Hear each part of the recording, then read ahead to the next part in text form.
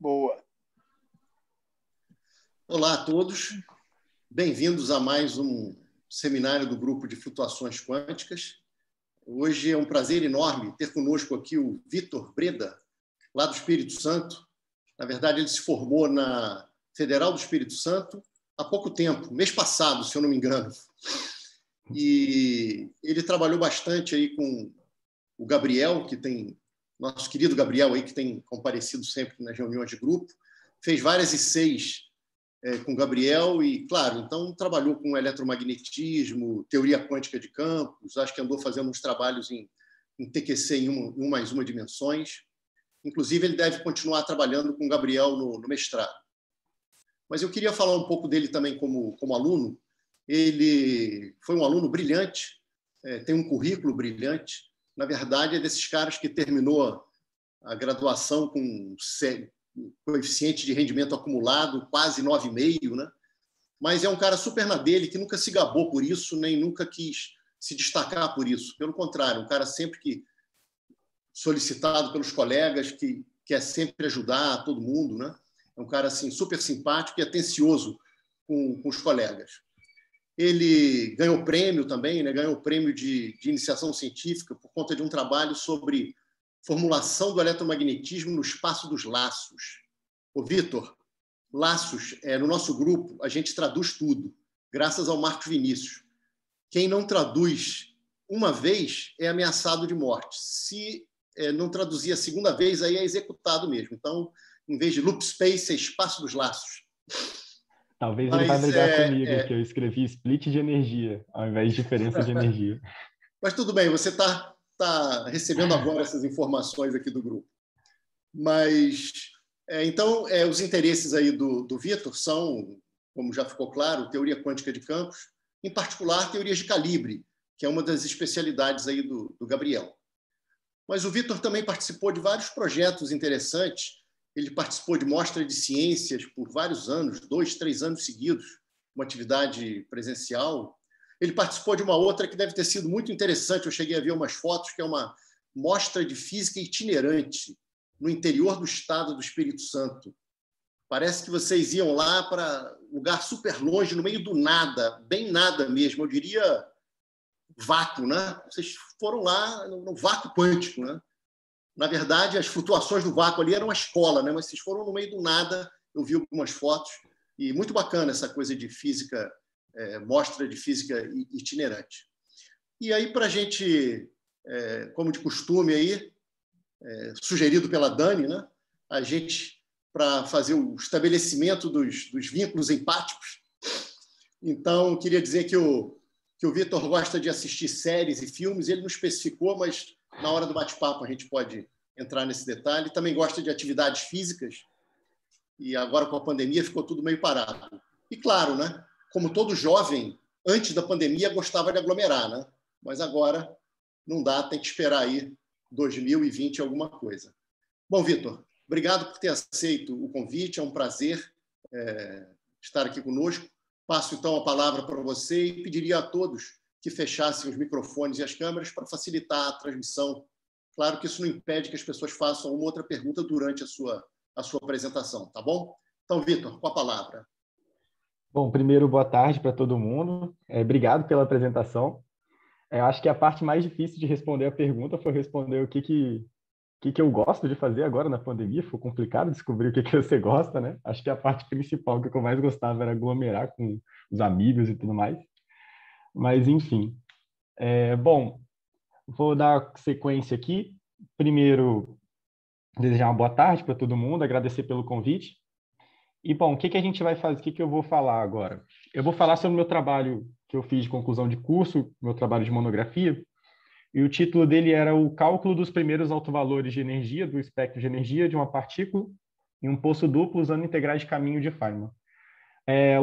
O título é bem autoexplicativo, ele diz tudo que a gente vai fazer, a gente vai ir atrás do espectro de energia de uma partícula, vai calcular esse espectro de energia de um potencial e poço duplo, aquele potencial que é tipo um chapéu mexicano, e o método que a gente vai usar é o método de integrais de caminho. Bom, vamos só dar uma olhada geral na apresentação. Primeiro, eu vou falar das motivações, eu vou vender o meu peixe, vou falar do porquê que eu tô abusando, eu tô usando, querendo estudar esse problema.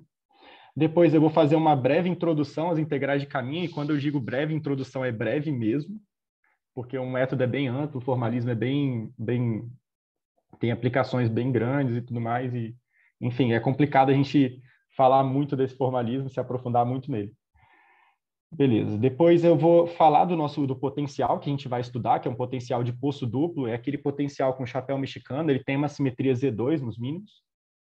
E eu vou falar um pouquinho sobre o propagador, que vai ser o propagador quântico, ele vai ser o objeto central no formalismo integral de caminho. E, em particular, eu vou usar o propagador euclidiano, que é quando você faz uma troca no tempo para o tempo imaginário. Em seguida, eu vou falar sobre o caminho clássico. Acabei não comentando, mas o nosso cálculo ele vai seguir como base, vai estar no regime semiclássico. E no regime semiclássico, o propagador ele tem como maior contribuição o caminho clássico da partícula. Então, a gente vai estar interessado em calcular esse caminho clássico. Aqui vai aparecer a solução de Instanton. O Instanton é bem importante, tem várias aplicações e tudo mais. Em seguida, a gente vai calcular o propagador de fato para a solução de um único Instanton, que vai conectar os mínimos do nosso potencial.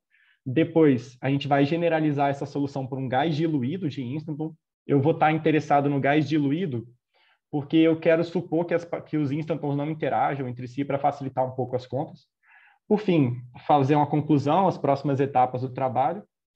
E, por último, vou apresentar as referências que eu usei para seguir esse trabalho. Bom, primeiro, as motivações. Vou vender o meu peixe. Por que eu estou estudando esse problema? Bom, geralmente na graduação a gente estuda duas formulações da mecânica quântica. A formulação de Schrödinger e a formulação de Heisenberg. A de Schrödinger é de 1925, a de Heisenberg de 1926, tem quase 100 anos já, né? Mas existem outras formulações que a gente geralmente não aborda. Em particular, uma formulação interessante é a formulação por integrais de caminho, que é a formulação de Feynman, que foi mais ou menos uns 20 anos depois da formulação de Schrödinger e de Heisenberg, e ela foi baseada nos trabalhos do Dirac. O Dirac ele enaltecia a importância da Lagrangiana na mecânica quântica, ele achava que a Lagrangiana era fundamental e tudo mais, e o Feynman se baseou nesses trabalhos dele para poder dar a sua visão, né, essa é a contribuição para a mecânica quântica. Bom, é importante ressaltar também que a gente vai falar só de mecânica quântica não relativística, a gente vai estar nesse regime não relativístico, e beleza. A formulação da mecânica quântica por integrais de caminho, ela tem aplicações bem fortes em matéria condensada, em teoria quântica de campos também, então é interessante estudar esse formalismo. A gente, na mecânica quântica usual, nas formulações de Schrödinger e Heisenberg, a gente sempre abandona a ideia de trajetória. E, bom, abandonar a ideia de trajetória, para a gente que está na graduação, agora quer sair da graduação, né, é um pouco complicado, porque a gente perde a nossa intuição clássica. Classicamente, a gente sempre olha para a trajetória e, enfim, é o objeto de estudo, né, em algumas disciplinas, assim, mecânica clássica, física 1, a gente sempre tenta calcular trajetórias de partícula e tudo mais. Só que quando a gente vai para essas formulações da mecânica quântica usual, a gente sempre abandona essa trajetória. Então, a gente abandona a ideia de trajetória e perde a nossa intuição. E, bom, a formulação de Feynman, como eu vou falar um pouquinho depois, ela é fortemente ligada com a ideia de trajetória. Então, ela é bem interessante porque ela mantém a nossa intuição, entre aspas, do que está acontecendo no nosso sistema. Por que eu estou estudando agora esse potencial? Esse potencial ele é bem interessante, que ele tem aplicações em quebra espontânea de simetria e tudo mais. E ele tem uma simetria Z2 nos mínimos. A partícula também ela vai poder tunelar entre os mínimos, vai ter uma barreira nesse potencial, tem uma barreira central. Então, ele é bem interessante esse potencial. E, bom, outra justificativa, outra motivação que a gente poderia dar para esse estudo é que quando a gente se depara com a solução clássica que conecta esses dois mínimos, quando a gente se depara com esse caminho clássico, vai aparecer uma solução que a gente chama de Instanton. O Instanton está em analogia com os solitons topológicos, tanto que o nome é até parecido, ele recebeu um nome em analogia, acho que foi o Polyakov que deu esse nome. E beleza. Vamos começar agora o trabalho de fato. Primeiro, vamos fazer uma introdução às integrais de caminho de Feynman. A ideia das integrais de caminho está intimamente ligada com a soma sobre todos os caminhos. Se eu suponho o movimento, vamos começar supondo o movimento unidimensional de uma partícula quântica que está se movendo entre dois pontos fixos, um ponto A e um ponto B. Classicamente, a gente pensa que a partícula ela pode seguir qualquer um desses caminhos aqui representados. Ela pode seguir qualquer um deles, só que esse movimento dela vai ser restringido se a gente usa o princípio de Hamilton. Ela vai seguir o caminho que minimiza uma certa quantidade. E essa quantidade é a ação clássica. Está aqui representado. Esse caminho clássico está representado por esse caminho vermelho aqui. Só que quanticamente é um pouco mais complicado. A partícula, ela não só vai seguir, ela não só vai poder seguir cada um desses caminhos, como a amplitude de transição dela, amplitude de probabilidade de transição, ela vai ter como contribuição cada um desses caminhos. Esses caminhos vão contribuir para a nossa amplitude de probabilidade da partícula transicionar entre os estados em um ponto A e um ponto B. Então, eu tenho que levar em conta, quanticamente, todos esses caminhos. Eu tenho que atribuir um peso de contribuição a cada um desses caminhos, e por isso que eu estou dizendo que eu vou fazer uma soma coerente sobre todos esses caminhos que conectam esses dois pontos. E esse peso de contribuição, nessa soma, vai ser dado por uma exponencial da ação clássica. E com a ação clássica, a ação calculada sobre cada um desses caminhos. E a dimensionalidade dessa ação vai ser corrigida pela nossa constante de Planck. Beleza. O cálculo, nesse formalismo, o cálculo que vai ser muito importante, vai ser o cálculo do propagador, o propagador quântico, vai ser o objeto central nesse formalismo. Vamos dar um esboço de como a gente deduz esse propagador quântico. A gente vai considerar primeiro os elementos de matriz do operador evolução temporal, nosso operador evolução. Aqui está aqui representado. Chamei ele de um U entre A e B. A e B são os pontos iniciais e finais. Como é que a gente escreve os elementos de matriz do operador evolução? A gente atua o nosso operador num estado XA e projeta ele no estado XB. O operador evolução ele é escrito em termos do gerador de translações temporais, que é a nossa hamiltoniana. E com isso a gente tem os nossos elementos de matriz. Agora vamos fazer o seguinte, vamos decompor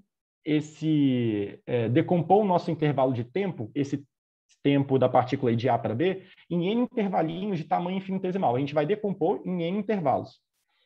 E quando a gente for decompor em N intervalos, vamos inserir relações de completeza para cada um desses N intervalos. Quando eu vou inserir essas relações de completeza de coordenadas, então a base de coordenadas, eu vou ter que o meu propagador vai ser escrito dessa forma. Repara que aqui são n-1 integrais. Eu estou representando uma só, mas são n-1. E essas integrais, elas estão integradas sobre todos os espaços, cada uma delas está integrando de menos infinito até infinito. E aqui vão aparecer uns brackets que vai ser em termos da hamiltoniana. O que esses brackets significam? Repara que eu estou atuando um operador evolução no intervalo de tempo epsilon, no estado XA, e estou projetando ele no próximo. Estou atuando ele no estado XA e projetando no próximo. Depois eu vou integrar sobre todos esses possíveis estados que estão no meu próximo, no meu X1, no caso aqui, né? E eu vou seguindo fazendo isso várias vezes, até que eu chego no meu estado XB, onde que minha partícula vai estar fixa nesse estado. Estou fixando minhas condições em A e em B. Cada gerador de translação, então, cada gerador de translação temporal infinitesimal, ele vai levar o meu estado de um XJ, num tempo TJ, por exemplo, até um estado XJ mais 1, num tempo que vai ser um TJ mais um epsilon, um tempozinho infinitesimal um pouquinho posterior. Tempo infinitesimal posterior. Só para a gente ter uma ideia de como ocorre essa soma, como eu estou fazendo essa integração, imagina aqui que o nosso movimento está representado dessa forma. Essa figura eu retirei desse artigo, mas no lugar de Q, no nosso caso, a gente está usando o X, né? O X0 seria o nosso XA, o QN seria o nosso XB. Quando a gente atua o operador evolução, o nosso estado ele é evoluído para um estado posterior, e aqui eu vou integrar sobre todos esses possíveis estados posterior, por isso que aparece aquela integral. E eu vou seguir fazendo isso, eu vou evoluir os meus candidatos ao próximo estado, a um X2, por exemplo, e vou integrar sobre os possíveis X2. E vou fazer isso até chegar no Xn-1, onde Xn-1 ele vai ser vinculado no meu próximo. Meu próximo estado ele tem que estar fixo. Beleza, então é assim que a gente interpreta aquele propagador. Se a gente calcula, então, aqueles brackets e escreve na forma discretizada o nosso propagador, ele fica escrito dessa forma. Agora, repara o seguinte, aparece uma constante aqui, né, um fator que eu já me chamo de fator de normalização ou qualquer coisa do tipo, uma constante. As nossas integrações continuam aqui. E esse limite agora eu estou fazendo n tender a infinito, então eu estou para pegar todos esses possíveis caminhos. E aqui vai aparecer justamente a ação discretizada. Repara que aqui dentro desse colchete eu tenho a lagrangiana, energia cinética menos o nosso potencial. Aqui eu tenho o IH cortado, a nossa dimensionalidade, que vai aparecer da fase, que eu tinha dito que era o nosso peso de contribuição em cada caminho. E aqui aparece a nossa ação discretizada.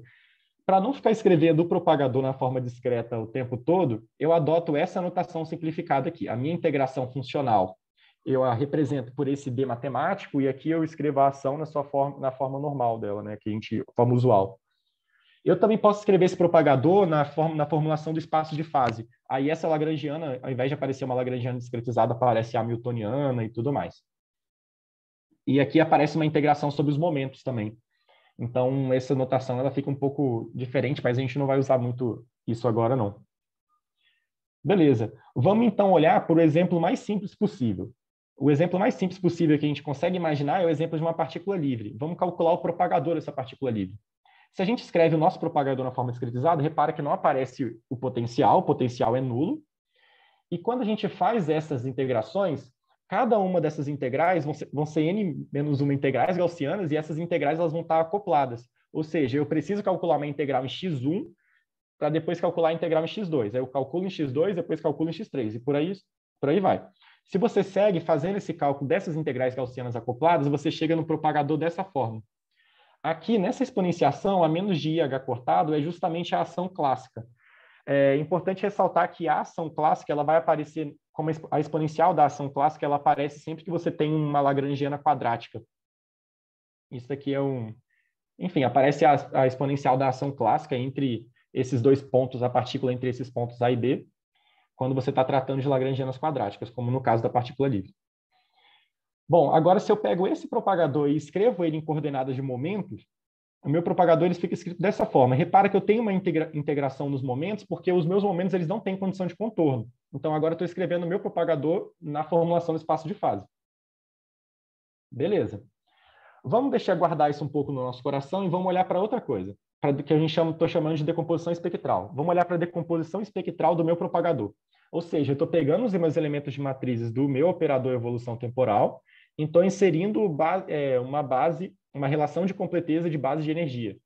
Quando eu faço isso, aparecem minhas autofunções de energia e tudo mais, e aqui aparecem meus autovalores de energia. Se eu comparo agora essa decomposição espectral com o cálculo do meu propagador da partícula livre que a gente já fez, eu consigo justamente meus autoestados e meus autovalores de energia da partícula livre. Então, a pergunta que não quer calar agora desse exemplo é o seguinte: qual que é a utilidade disso? Qual a utilidade da gente fazer esse cálculo super complicado, bem mais complicado do que calcular a partícula livre nas outras formulações, usando integração de caminho? Por enquanto, a utilidade vai ser mostrar que a gente consegue resolver um problema bem mais simples, de uma forma bem mais complicada. No caso da partícula livre, vai ser só isso, por enquanto. Beleza. Vamos seguir agora, vamos tratar o nosso problema de fato. O nosso problema ele vai ser um potencial de poço duplo, que ele é um potencial dessa forma. Repara que aqui eu tenho uma simetria Z2 entre os mínimos, e meus mínimos estão localizados em menos A e A. E tem uma barreira entre esses mínimos. O potencial ele tem uma contribuição quártica e uma contribuição quadrática. Se eu uso a minha condição de estacionaridade desse potencial para fixar a minha escala de energia, eu consigo descobrir quem são os meus mínimos, né, em termos desse potencial, e eu uso meus mínimos para fixar a minha escala de energia de forma a reescalar o meu potencial, de forma a pegar o meu potencial e transladar ele para cima. Eu só estou transladando esses mínimos de forma a fazer eles tocarem nesse eixo X. Com isso, eu consigo também fixar qual é a minha escala de V0, qual é o tamanho dessa barreira central. Então, agora eu posso reescrever o meu potencial dessa forma, a evidenciar os dois mínimos. Beleza. Então, reescrevemos nosso potencial. Só que uma coisa interessante é que a gente poderia tratar esse problema como sendo... Poderia tratar esse problema perturbativamente, se a gente supusesse que os dois mínimos eles estão bem separados entre si. Eu pego meus mínimos e separo. Ou seja, fazer aquele lambda da contribuição quártica ser pequeno. Se a gente faz isso, o potencial ele pode ser tratado perturbativamente, né? Isso é o tratamento perturbativo dele. Fazer isso é fazer o tratamento perturbativo dele. E com isso a gente pode tratar o nosso potencial como sendo dois osciladores harmônicos desacoplados. Então, você dois osciladores harmônicos centrados em menos A e A. Agora, as autofunções do meu estado fundamental e primeiro estado excitado, elas vão ser superposições lineares das minhas autofunções, dos meus osciladores, das minhas autofunções do estado fundamental, dos osciladores em menos A e A. E a minha energia, ela é dada por essa forma aqui, ó, usando teoria de perturbação. Só que, repara uma coisa, o tratamento perturbativo, quando eu estou fazendo o meu lambda não tão pequeno, ou seja, quando eu estou pegando meus mínimos e fazendo com que eles não estejam tão separados, ele não fornece um resultado coerente. Por quê? Porque a nossa função de onda, ela é tratada, no tratamento perturbativo, ela é encontrada como sendo uma função de onda linear. Só que a nossa função de onda real, nosso hamiltoniano real do problema real, com um lambda não pequeno, não deixando os osciladores bem separados, o nosso hamiltoniano ele é não linear. Lembra que o nosso potencial ele não é linear. Então, a nossa função de onda real ela tem que herdar a não linearidade do hamiltoniano. Então, o tratamento perturbativo não fornece um resultado bem coerente. E essa energia ela também não está muito certa, por quê? Porque a partícula, no sistema real, com os mínimos não tão separados, tem uma probabilidade não nula da partícula tunelar entre menos A e A. E esse tunelamento ele vai afetar o nosso espectro de energia. E como é que a gente vai corrigir esse problema? A gente vai recorrer ao método de integrais de caminho, no regime semiclássico. O regime semiclássico vai ser importante, porque lembra que no regime semiclássico, não sei se eu comentei isso, o caminho que mais vai contribuir para o cálculo do propagador quântico vai ser o caminho clássico, que conecta esses dois pontos. E a gente vai usar ele para calcular os dois primeiros autovalores de energia. E além de calcular os dois primeiros autovalores de energia, a gente vai calcular a diferença de energia entre o estado fundamental e o primeiro estado excitado. Com isso, a gente compara lá com o resultado de WKB e tenta ver se o nosso resultado está coerente. Beleza. Só que vamos só fazer algumas considerações antes de partir para o cálculo do propagador de fato. Eu não vou calcular o propagador quântico em si, eu vou calcular o propagador quântico euclidiano. O que é calcular o propagador euclidiano? É fazer uma rotação de Wick no tempo. É fazer o tempo ir para esse IT. Eu estou tratando o tempo agora como sendo um imaginário. Com isso, o nosso propagador que vai conectar os dois mínimos vai ser o propagador, vai ser um propagador, os elementos de matriz desse propagador euclidiano que conecta os dois mínimos, fica escrito dessa forma. Repara que em menos A eu tenho mínimo e menos A, a partícula está nele num tempo menos beta sobre 2, e a partícula depois ela vai tunelar e vai estar no mínimo em A, num tempo beta sobre 2. É isso que está dizendo essa fórmula aqui. Repara que essa exponencial que vai aparecer, quando a gente faz a rotação de Wick, essa exponencial ela vai aparecer como sendo uma exponencial real. Isso vai ser importante mais para frente, porque a nossa integração ela vai aparecer em termos de exponenciais reais, depois a gente vai fazer esse beta indo para infinito, e as integrais elas vão ficar amortecidas, e isso vai dar uma facilitada nas nossas contas. Por outro lado, se a gente pega esse propagador euclidiano e usa a decomposição espectral, insere aquela relação de completeza de base de energia, ele fica escrito em termos dessa soma. Repara que aqui vão aparecer essas exponenciais, elas são exponenciais reais agora. Essas exponenciais são exponenciais reais. Então, se eu faço o tempo beta ir para infinito, essa soma ela pode ser majorada pelos dois primeiros termos. Com isso, agora a gente tem uma forma de calcular esses dois primeiros autovalores. Basta a gente calcular o propagador quântico euclidiano, que conecta os dois mínimos desse potencial, e depois comparar com a decomposição espectral, fazendo o beta indo para infinito. Se a gente faz essa comparação direta, a gente consegue os dois autovalores. Só que parece fácil, só que não pode ser tão simples, né? Parece o caminho, a nossa estratégia ela já está demarcada, mas não pode ser tão simples o cálculo, né? Vamos então calcular quem é o caminho clássico que conecta esses dois mínimos. Primeiro, depois que a gente faz aquela rotação de Wick no tempo e tudo mais, a nossa ação ela fica escrita dessa forma. Repara que aqui aparece o mais. Essa é que a gente chama de ação euclidiana. O potencial ele aparece invertido, ele aparece com um termo de mais aqui. Ó. O nosso potencial agora é dessa forma. Ele está só ao contrário.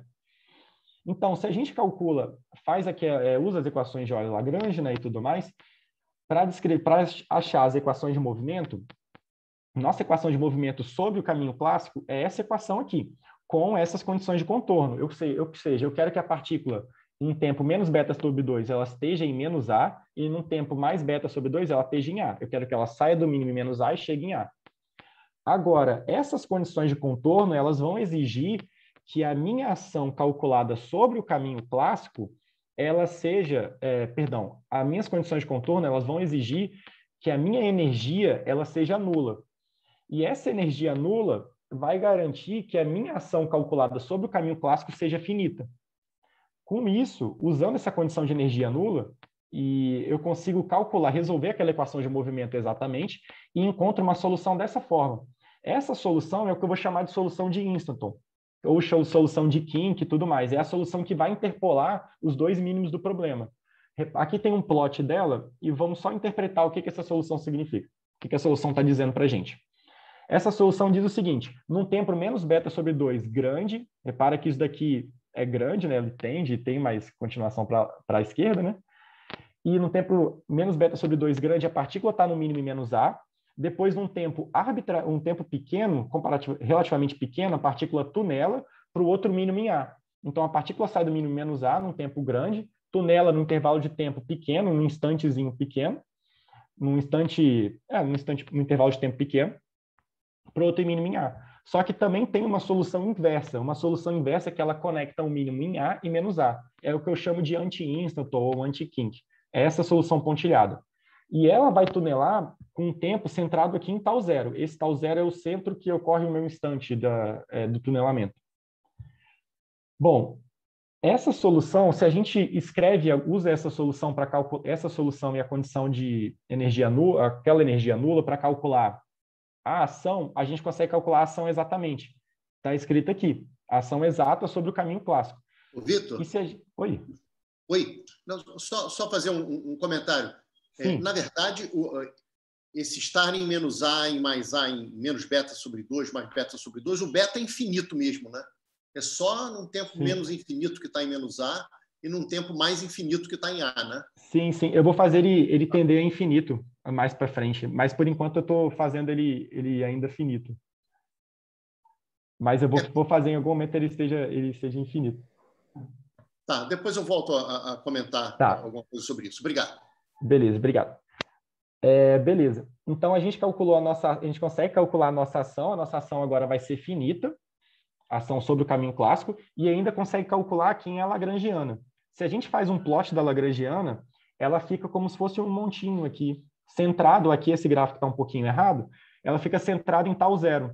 Então é um montinho sentado em tal zero. Efetivamente, a gente pode interpretar essa coisa da partícula tunelar de menos A para A como sendo uma partícula bem localizada no instante de tempo. E por isso que a gente tem o nome de instanton. Lembra que o sufixo on ele repete a partícula, né? Próton, nêutron, elétron, em instante dessa situação que ela está localizada num instantezinho de tempo na hora do tunelamento. Beleza. Então, agora que a gente tem a nossa solução de instanton, vamos escrever qual é o propagador euclidiano para essa solução. Primeiro, como é que eu vou fazer isso? Eu vou tratar as outras contribuições de caminhos, lembra que a gente está no regime semiclássico. Eu vou tratar as outras contribuições para esse caminho, para o meu propagador, como sendo perturbações desse meu caminho clássico, dessa solução de Instanton, onde as flutuações elas vão ser nulas no tempo menos beta sobre 2 e mais beta sobre 2. Agora eu vou usar aquela aproximação de fase estacionária para calcular a integração, ou a aproximação de fase estacionária, também chamada de aproximação de ponto de célula.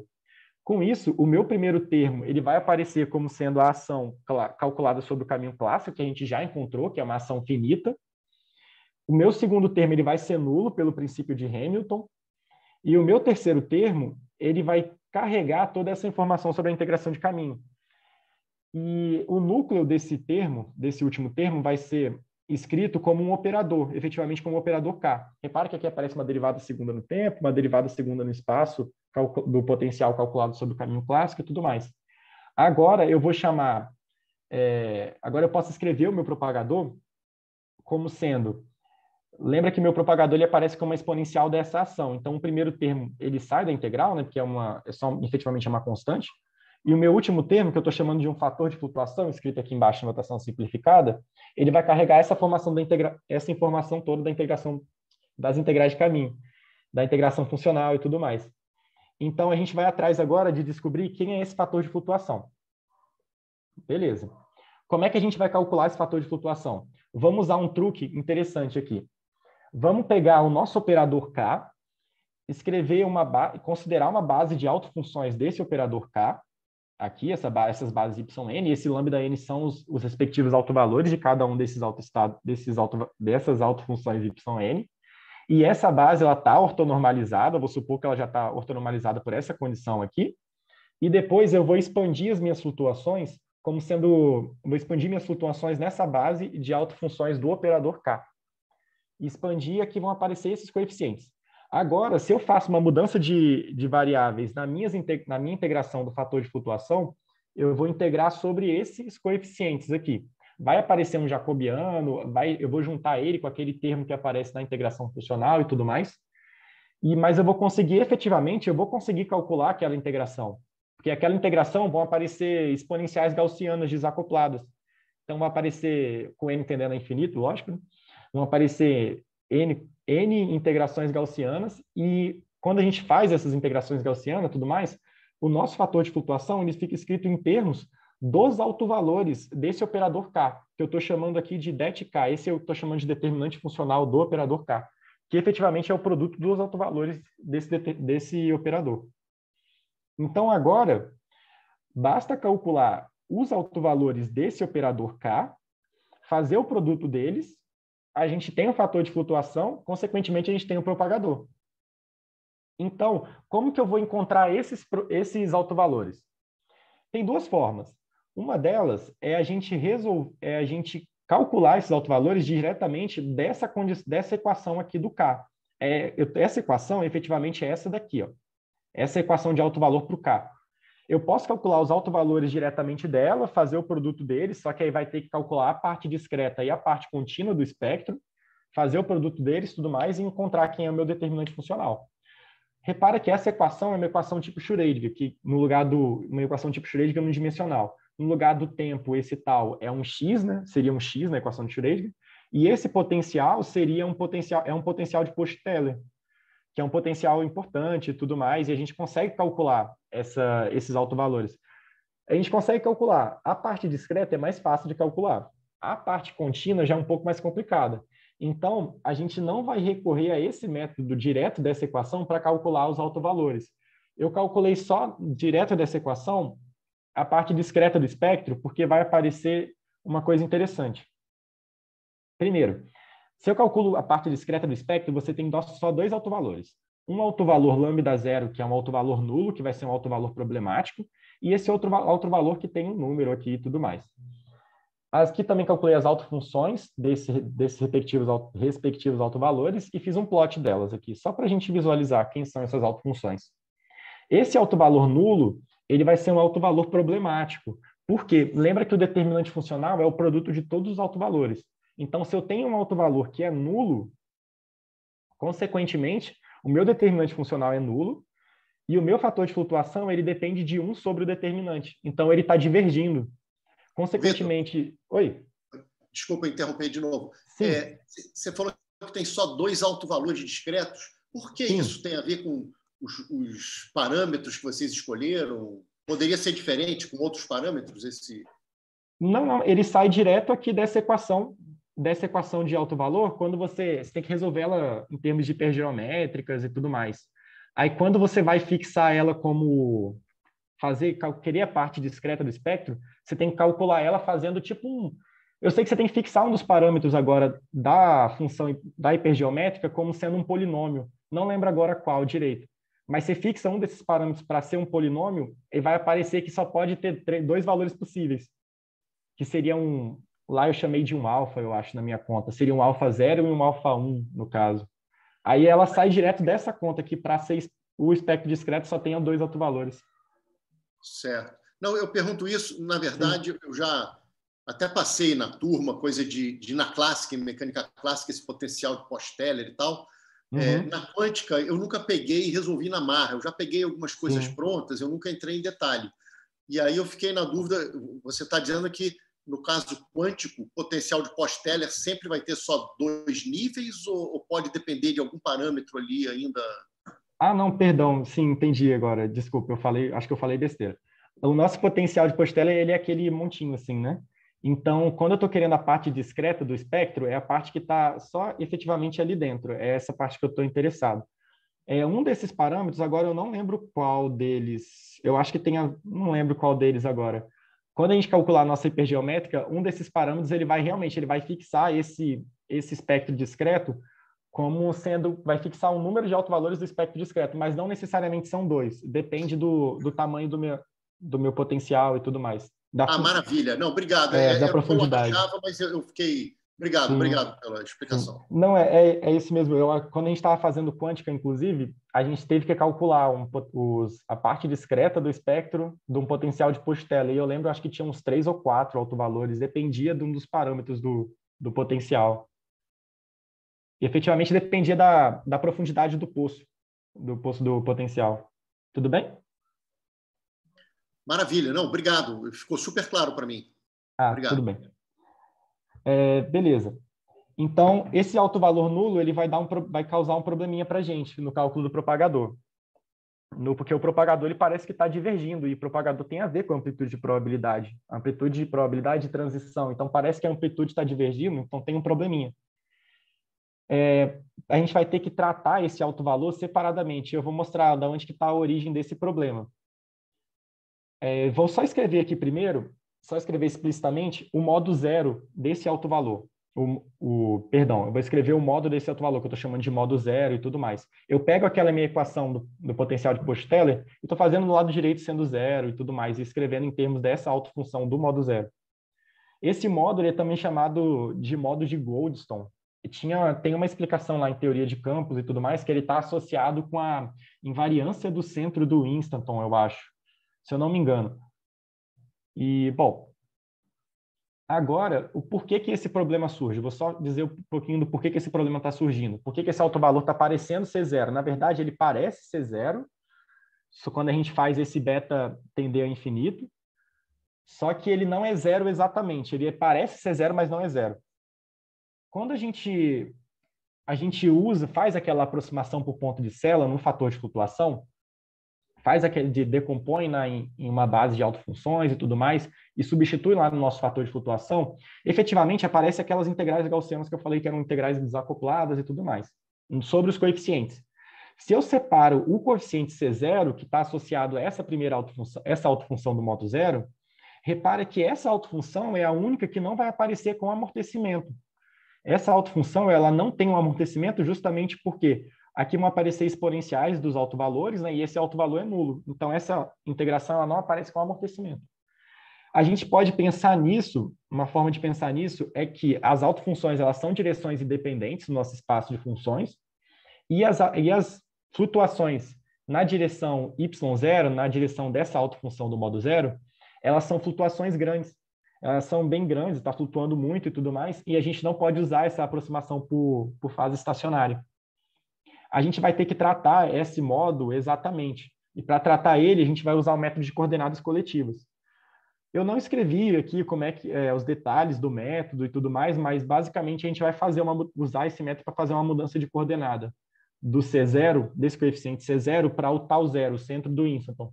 Aí quando você fizer a integração, de menos beta sobre 2 até beta sobre 2, vai aparecer uma contribuição em beta desse centro. E essa outra parte da integração, a gente continua o cálculo normal. Vai aparecer 1 sobre o determinante e tudo mais. Só que esse determinante eu chamei de um det', porque é um determinante funcional reduzido, é o determinante sem o modo zero. Essa constante que aparece é justamente porque antes as minhas constantes elas saíam cancelando bonitinho e agora sobrou essa constante porque eu tive que separar esse modo da minha integração. Beleza. Só que esse det', eu posso escrever ele em termos, ele é escrito como sendo o meu determinante original dividido pelo meu autovalor, que parece ser zero. E esse autovalor eu vou calcular ele exatamente. Lembra que eu disse que ele é nulo quando eu faço beta indo para infinito. Agora eu vou atrás de calcular quem é esse meu determinante reduzido. Vitor. Oi. Desculpa, eu estou te perturbando Sim. hoje. Não, pode perguntar. Não, só para eu entender uma coisa. Sim. Você tinha um modo zero e isso Sim. acabava, quer dizer, o autovalor nulo dava um determinante nulo. Esse determinante estava no denominador, lá dentro de uma raiz, do teu fator das flutuações. Então, ele levava ao infinito. Você fatorou esse infinito, tá aí, é o primeiro termo, né? Integral do DC0, né? Sim. Então, no fundo, esse beta que aparece na linha de baixo é esse infinito, né? Então, Sim, agora eu entendi. E a esperança é que ele venha a cortar em algum momento, né? Você fatorou esse infinito e vai tentar cortar. É esse a estratégia é essa? Sim, é essa a estratégia. Agora eu entendi o que você estava dizendo, Farina, de que eu estava fazendo beta no infinito antes. É verdade. Eu estava fazendo beta no infinito e agora eu vou calcular esse alto valor com um beta finito, que ele vai ser zero só quando eu faço beta n para infinito. Tá. Aí agora, mas eu acho que é exatamente isso que eu estou fazendo. Eu estou fatorando esse infinito e depois eu vou ter uma esperança de cortar ele mesmo. Maravilha. Obrigado, Vitor. Nada. Beleza. Então, vamos atrás de calcular, então, esse determinante e esse alto valor. A gente vai calcular aquele determinante com o modo zero, com o modo de Goldstone, pelo método de Gelfand-Agon.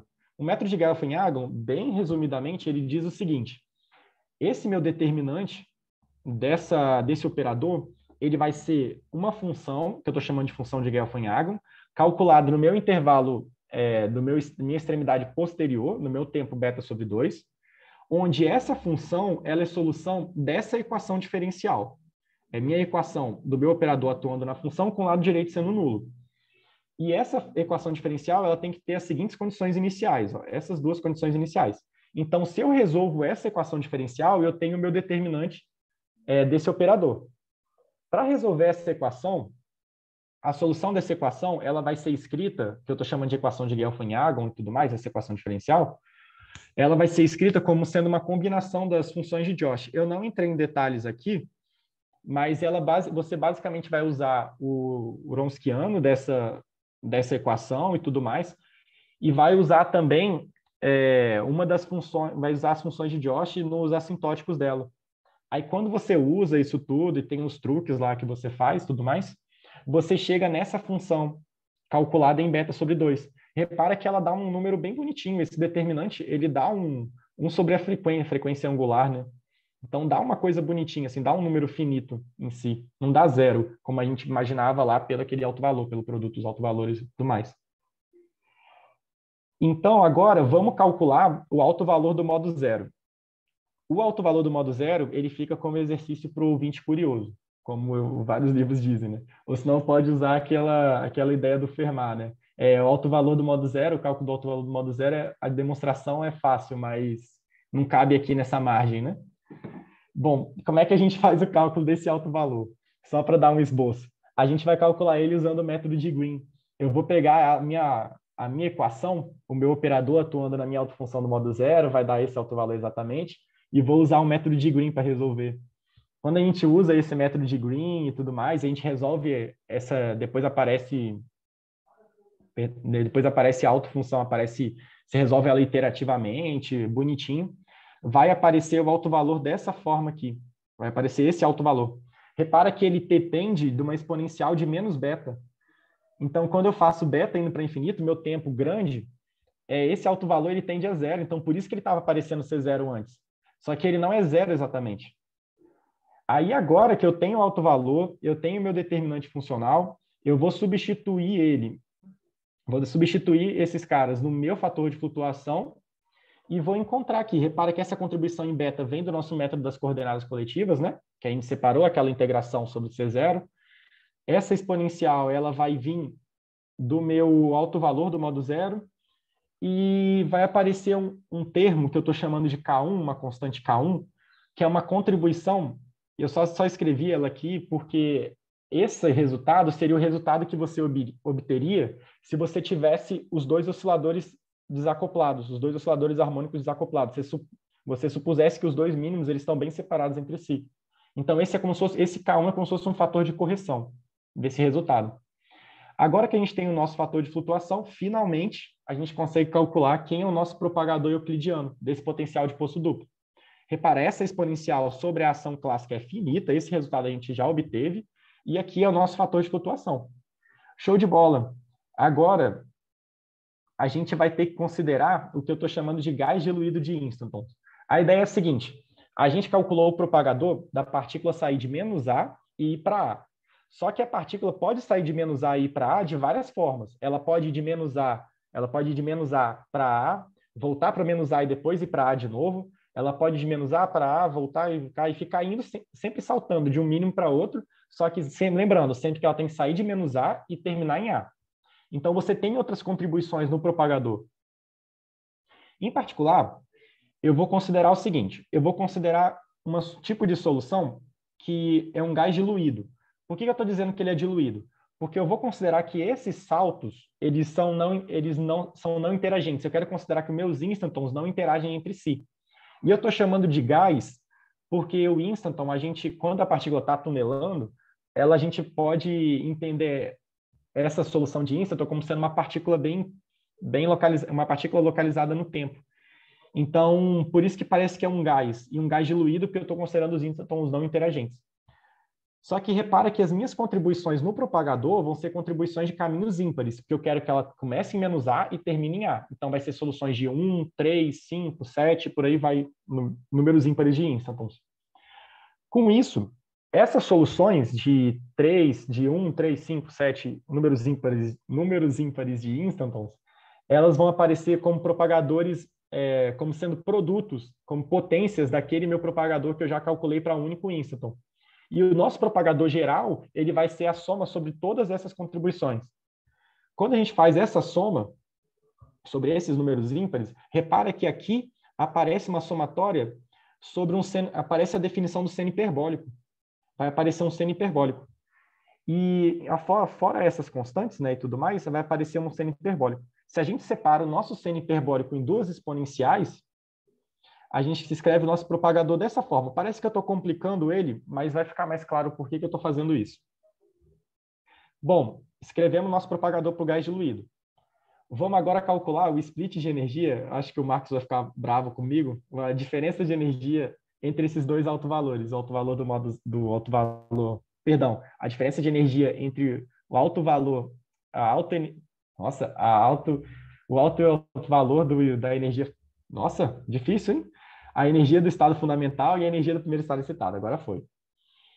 Lembrando da nossa decomposição espectral que a gente usou para calcular na partícula livre, lembra que ela é essa somatória aqui, dessas exponenciais. Agora estou fazendo a rotação de Wick, então as minhas exponenciais são reais. E quando eu faço o meu beta grande, a minha exponencial, essa soma, ela pode ser majorada por esses dois primeiros termos. Então, se eu comparo essa decomposição espectral com o propagador que a gente calculou antes, eu consigo justamente encontrar quem são meus altovalores de energia. Por isso que eu separei aquele meu seno hiperbólico em duas exponenciais. Agora, com os meus dois altovalores de energia, fazendo a diferença deles, eu tenho justamente a diferença de energia entre os dois primeiros níveis. Então, eu tenho a diferença de energia da partícula de sair de menos A e ir para A, o estado fundamental, o primeiro estado excitado. Beleza, era isso que a gente queria. Parabéns para a gente, né? E vamos agora só olhar umas conclusões e quais são as próximas etapas do trabalho. Bom, um breve resuminho. O que a gente fez? A gente começou fazendo considerações sobre a integração funcional. A gente fez uma breve introdução à integração integrais de caminho. Depois, a gente fez um exemplo da partícula livre para mostrar que a gente consegue determinar quem são os autoestado e autovalores, comparando o cálculo do propagador com a decomposição espectral. Em seguida, a gente foi abordar o nosso problema de fato. A gente olhou o nosso potencial, fez algumas considerações dele, falou que ele tem uma simetria Z2 dos mínimos e tudo mais, reescalou o potencial, e a gente falou, olha, vamos para o regime semiclássico, porque no regime semiclássico eu posso tratar os meus possíveis caminhos que conectem os dois mínimos como sendo perturbações do meu caminho clássico. Beleza, então vamos calcular o caminho clássico. Aí calculamos o caminho clássico, vimos que dá uma solução de instanton bonitinha, e depois agora tratamos, para calcular o propagador, na forma o propagador euclidiano, a gente usou aquela aproximação por ponto de Sela ou fase estacionária, né?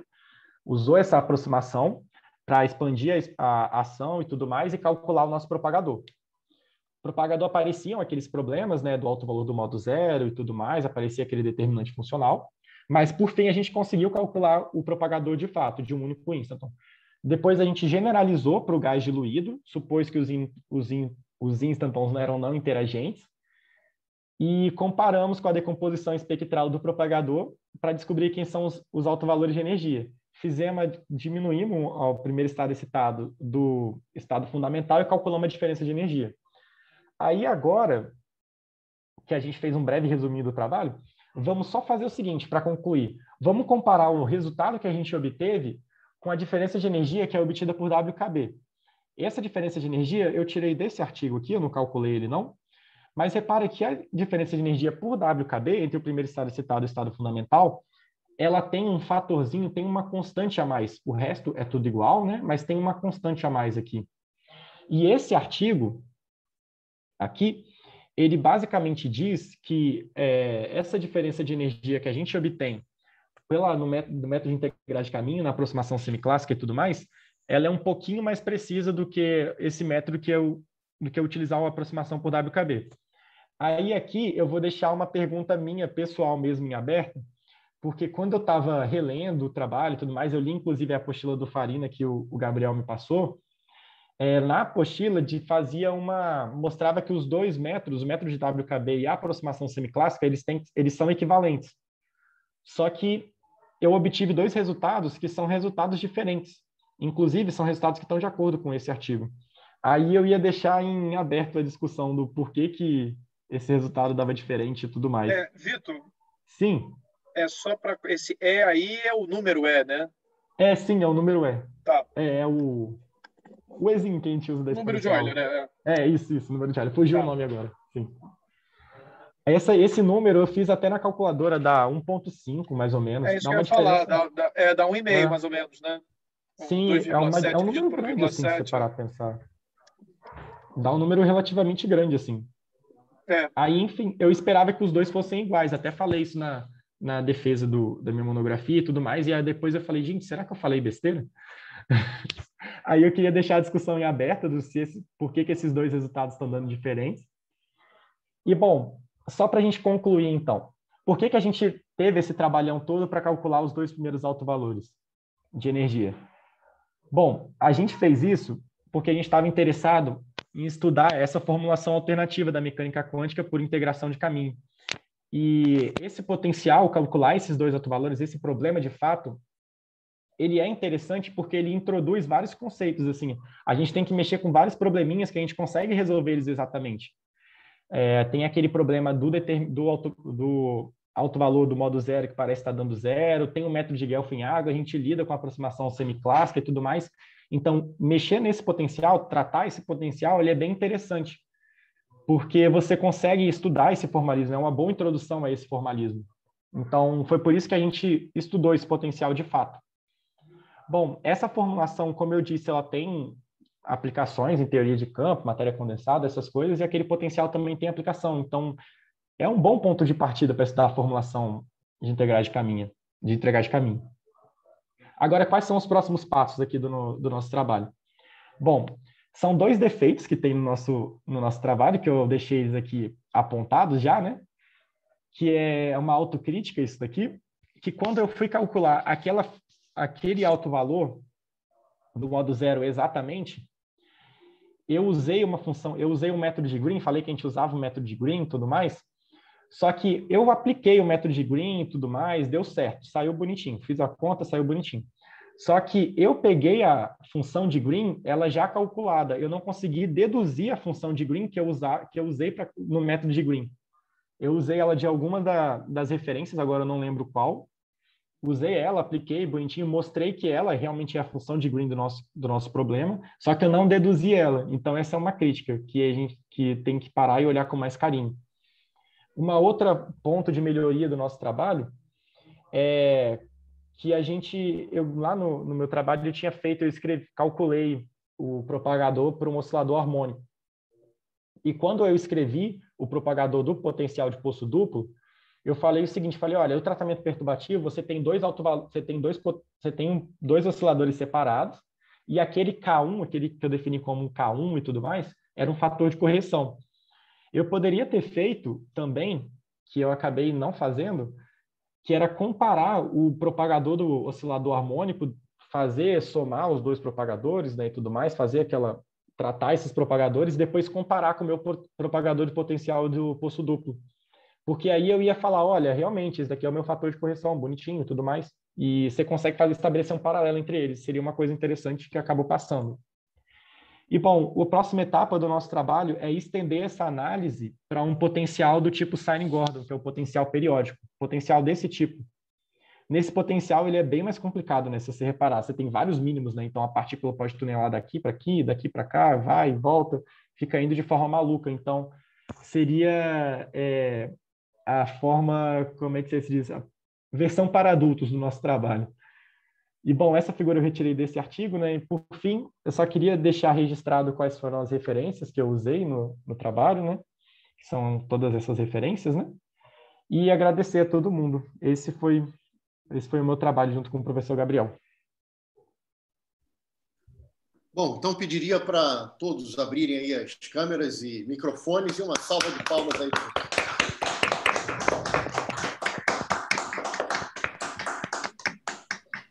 Muito bom, Vitor. Então, vou abrir aqui para perguntas da galera. Enquanto o pessoal eu vou tirar da tela cheia para poder ver vocês melhor. Tá.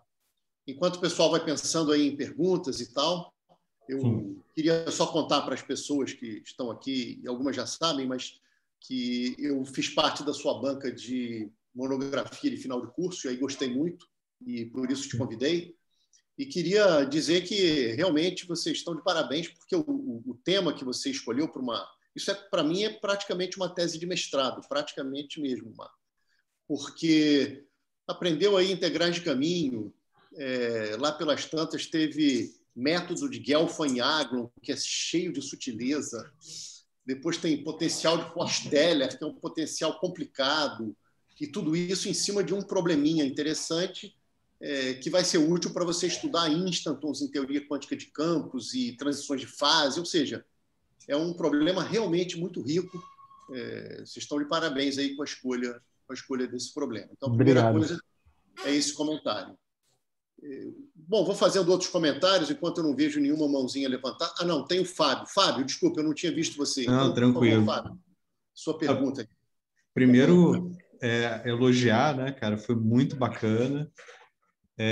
Lembrou bastante ali o finalzinho da graduação, comecinho do doutorado, quando a gente trabalhou com isso. E realmente, que nem você falou, tem generalização, de repente, né, desse método para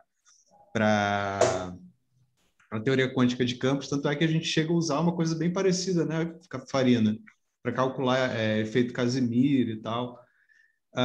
Mas, sim, não chega a ser uma pergunta, é mais uma...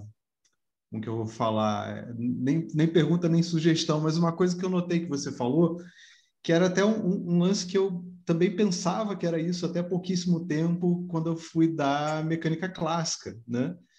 E eu sei mais ou menos de onde que vem isso, né?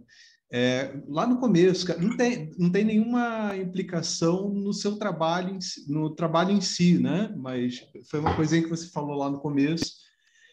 Você falou que a ação ela é minimizada, né, pelo movimento clássico, né?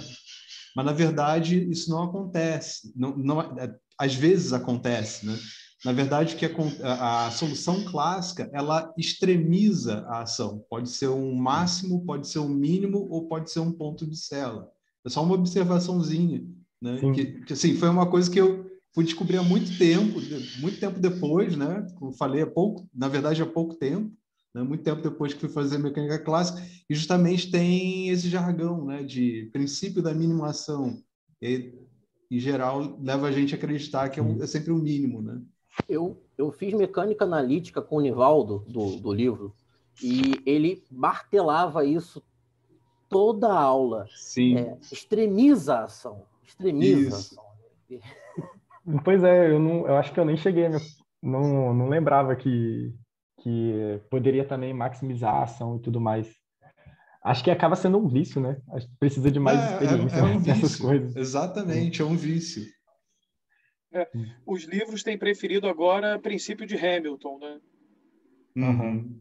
Aí tudo bem. Eu não gosto muito dessas coisas de nome, porque o nome não diz nada, né? Enfim, é mais legal quando você tem a descrição da coisa no nome.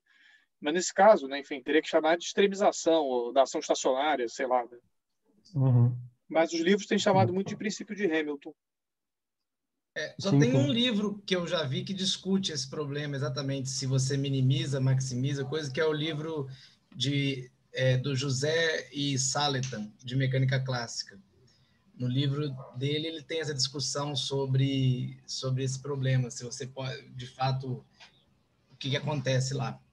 E tem umas condições que definem se ela vai ser mínima ou máxima, mas esse livro é excelente, chama Classical Approach. Classical Dynamics, a Contemporary Approach. A Contemporary Approach, isso aí. Esse livro discute isso, essa questão. Não, o livro do Nivaldo, né, que o Renan estava citando, fala sobre isso também. Eu não sei, eu não me lembro agora qual o nível de detalhe. Mas fala, assim, fala um pouco, mas fala. Mas não me lembro agora do nível de detalhe, mas certamente, e acho que tem um exemplo feito que a ação é máxima, se eu não me engano. Sim. E aqui eu usei o nível do Nivaldo ainda, hein? Devo ter passado batido nessa parte. Tem o livro que eu gosto, de clássica, do Arthur Lopes, também fala bastante disso, né? Mas ele faz de um jeito... toda a pegada dele é mais geométrica, né? Enfim. Não, é que também, em geral, o que vai fazer, né? Você fala que extremiza a ação, né? Ou ponto estacionário, né? E tal. Estacionariza. Estacionariza a ação, mas isso não tem, no final das contas, não tem muita implicação direta no que a gente quer, que é o movimento da partícula, né? Então, passa meio batido mesmo, né? Sim, não, mas é importante assim usar os termos corretos nesse caso, né? Porque se aparecesse uma ação igual o exemplo, tem a ação máxima, né? Do ponto de máximo e tudo mais. Pô, eu ia ficar olhando pensando, gente, mas não tinha que minimizar? Ia ficar aí mais umas 2 horas só olhando. Já que a gente chegou nesse ponto, foi mais ou menos, foi assim, aconteceu isso comigo, né? Que eu estava dando aula de mecânica clássica para o pessoal, e aí chegou nessa parte e falei assim, bem, vou fazer o seguinte, então, vou pegar a ação sei lá, do oscilador harmônico e vou jogar ali a solução da partícula livre, né? Com os dois extremos iguais e vou ver o que acontece, né? Se a ação é do oscilador harmônico, tem que dar, o mínimo tem que dar no movimento do oscilador harmônico. Aí começou a dar alguma zebra, cara, ali, e não fechava o negócio do jeito que estava na minha cabeça, né? Aí que eu fui correr atrás, que eu fui ver que não era mínima ação, não era bem mínima ação. Sim, mas obrigado. Eu muito não sabia bacana, mesmo, cara. Todo o seminário foi bem legal, cara. Obrigado. Obrigado, Fábio, pelos comentários aí, todos. Deixa eu fazer um outro comentário também sobre WKB e aproximação semiclássica. Ô, Farina. Oi? Se você não mexeu com o potencial de Posteller, eu lembro de você discutindo isso com o Daniel. Mas a gente mexeu para espalhamento. Eu posso até fazer um comentário daqui a pouco. Então... É que eu não lembrava o que era, então eu não podia comentar, porque eu não lembrava exatamente o que era. Só lembrava que vocês mexeram com o potencial de Posteller. Eu vou comentar até dizendo a ideia que a gente teve e que não deu certo, mas é uma ideia que talvez aí o Vitor e o Gabriel, que ficaram fera nessas coisas, podem tocar adiante de novo. Mas antes eu queria só fazer um comentário sobre o WKB e a aproximação semiclássica. O que tem lá na apostila é uma, vamos dizer assim, uma cópia de um trabalho que eu encontrei na época, eu acho que é do Barry Holstein, não me lembro agora, que mostrava a equivalência. Eu achei super maneiro, entendi lá o trabalho e reproduzi na apostila. E eu ouço falar também da equivalência, mas muitas vezes a palavra equivalência não significa, assim, num dado problema, dar exatamente o mesmo valor. Eu esperaria, mas, enfim. Então, eu acho que isso é um assunto interessante para quem quiser estudar ou entender melhor quando que WKB realmente coincide com a aproximação semiclássica lá das integrais de caminho. Isso é uma coisa que vale a pena. Eu ia até perguntar qual deles tinha dado um resultado melhor, mas você em seguida falou, né, que a integral de caminho parece que deu um resultado melhor, não foi? Mais preciso. O rapaz até que desse artigo aqui, que foi um dos últimos que eu li, acho que foi na semana que tinha que entregar o TCC e tudo mais. Aí eu achei esse artigo, cadê? Esse artigo aqui, desse Garg, eu não sei pronunciar o nome dele, e ele ele revisa, assim, né, esses métodos de WKB, de aproximação semiclássica, calcula dos dois jeitos. Aí depois ele chega no final e fala assim, olha, aí ele usa os argumentos dele, só que eu li muito rápido, porque eu estava na semana de entregar a monografia, tinha que terminar de escrever e tudo mais. Eu li muito rápido isso. Aí ele falou, olha, esse resultado de integração de caminhos, inclusive, ele é mais preciso. Os dois métodos são aproximativos, mas esse é mais preciso. Aí eu pensei assim, eu falei, uai, gente, como assim é mais preciso? Não tinha que dar a mesma coisa? Aí eu fiquei um tempo pensando nisso e acabou que eu não voltei ainda para olhar direito. Eu acho que tem um livro do Ashok Das, que também mostra esse livro é muito bom. A equivalência ou tal. Sim. Enfim, lá eu fiquei com uma dúvida quando eu li, porque eu tive a impressão que ele, em vez de usar as duas soluções lá na hora do método de Agon, ele usou só uma das soluções. Enfim, eu fiquei com uma dúvida lá, mas ele também acho que dá a entender que WKB e integrais de caminho, na aproximação semiclássica, seriam métodos equivalentes, entendeu? Sim. Quando eu fui estudar essa parte de método de Gelfand-Agon, eu fui ler ele, inclusive, eu fiquei até meio confuso nas coisas que ele faz. Aí eu fui para outro, eu usei o do Rosenfelder nessa parte. Falei, vou estudar um pouco mais outro livro que está um pouco mais fácil, assim, eu acho. Eu acho que tá bem feito, talvez de uma forma resumida, posso estar me confundindo, naquele The Use of Instantons, do Coleman. Ah, sim. Um famoso texto dele. Lá tá bastante resumido mesmo. Lá tá bem resumido.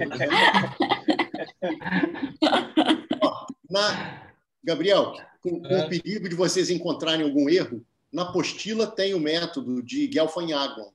Sim. E eu acho que o que a gente tentou fazer foi entender, talvez, o Coleman e abrir um pouquinho mais. Então, eu até peço como um favor a vocês, para quando tiverem um tempinho, para vocês lerem o que está na apostila e verificarem se está tudo ok ou não ali na apostila. Eu acho que eu tentei, junto com o Henrique, né?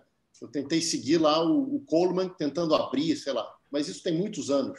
Eu achava que estava resumido, mas não sabia que estava tão resumido. Mas deem uma olhada lá na apostila, é até um favor que vocês fazem para a gente, para encontrarem mais erros aí na apostila. Ô, Farina, você deu para eles a apostila de propagadores, né? Isso está na apostila de propagadores. Tem várias coisas que estão lá assim, enfim, podem ter erros lá, porque não está numa versão final ainda, mas tem uma Vai estar numa versão final algum dia? Não sei. A cutucada, como é que vem? Complicado, né? Essa daí é polêmica. Larissa está criando polêmicas hoje. Não, eu pretendo, junto com o Henrique, a gente queria escrever, fazer um livro sobre isso. Mas aí a gente submeteu uma proposta e de 3 árbitros caiu na mão de um inglês e de 2 brasileiros. O inglês deu sinal verde para a gente escrever. Não é pegar a apostila e virar um livro, como ela está, longe disso. A apostila era só um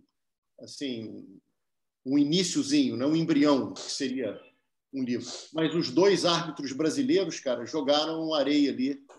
E eles não entenderam, eles acharam que a apostila era a gente queria escrever um livro de teoria quântica de campos. Isso não tem nada a ver com teoria quântica de campos.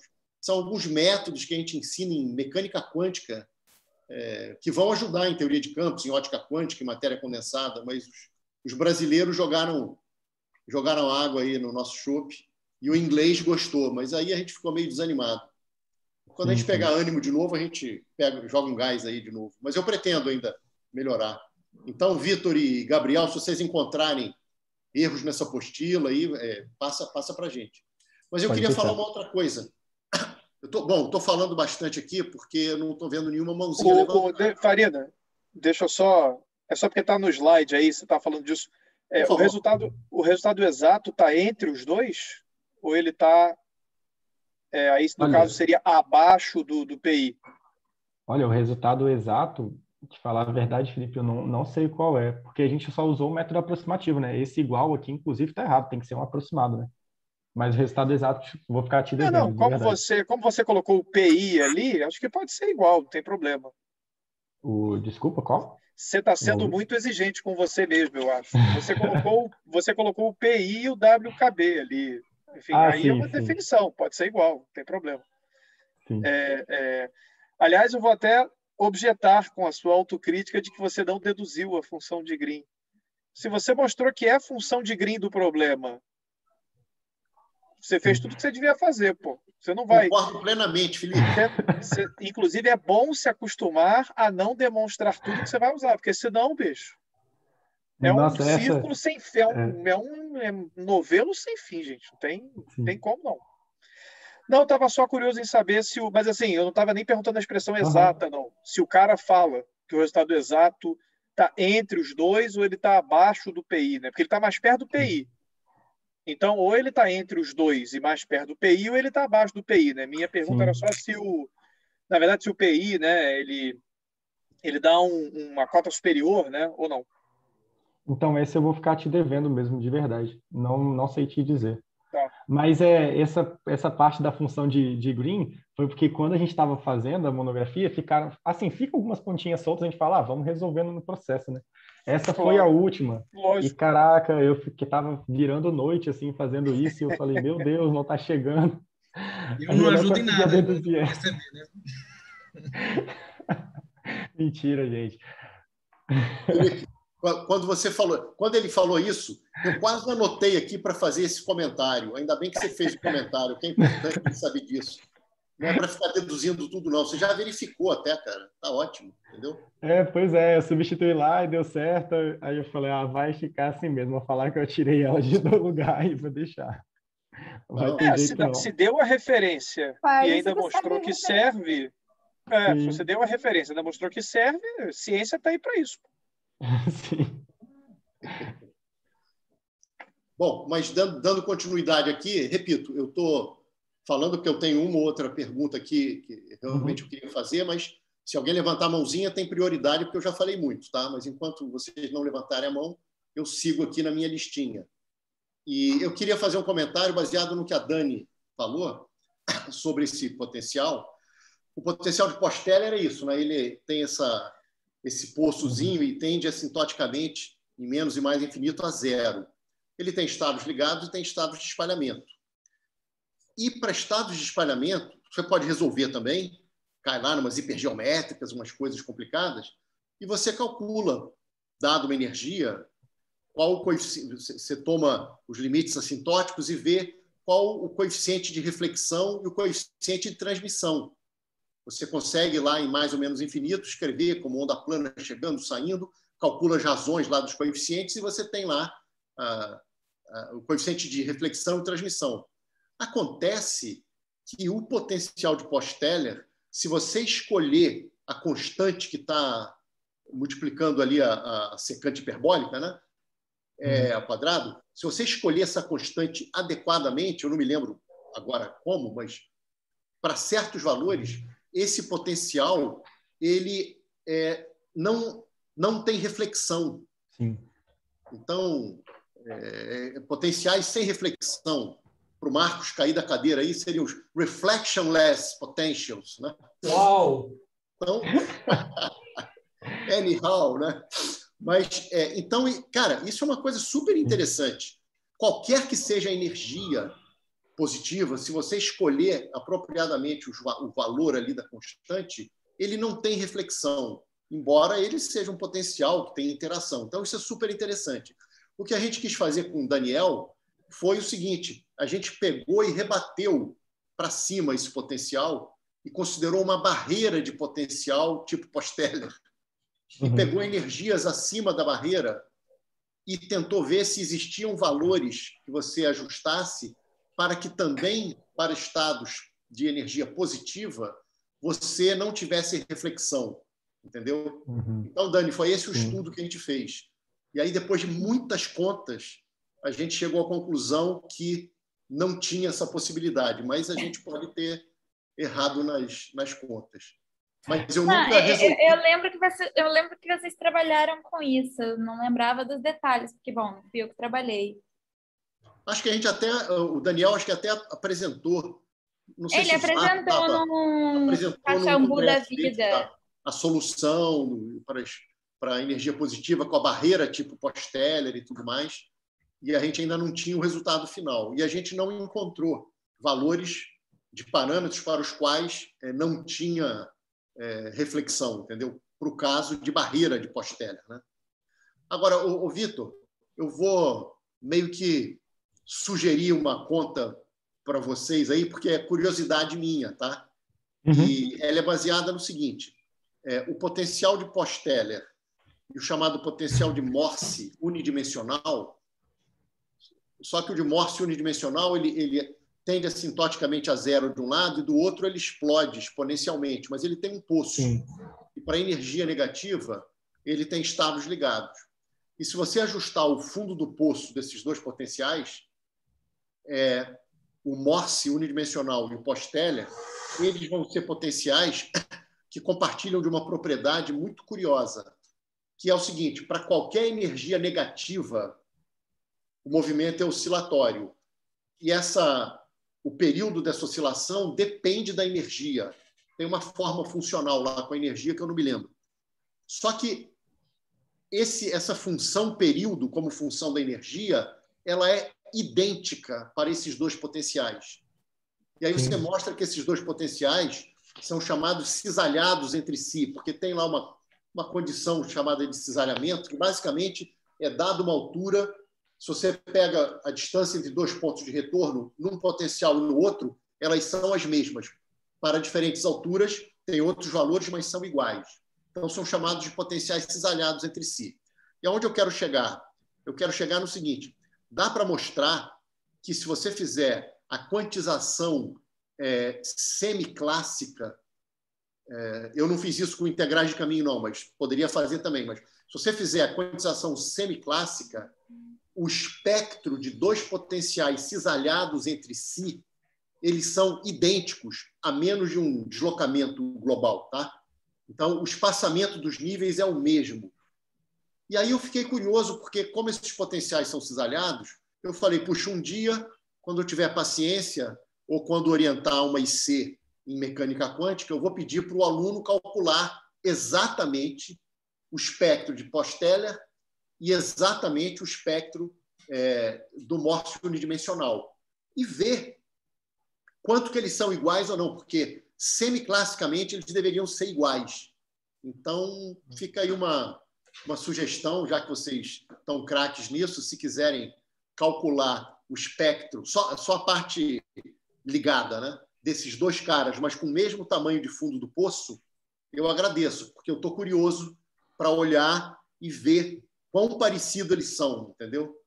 Porque semiclassicamente deveria ser igual, mas exatamente, certamente não são iguais. Enfim, Gabriel, você passar aí para outros estudantes aí e botar o Vitor para te ajudar a orientar isso.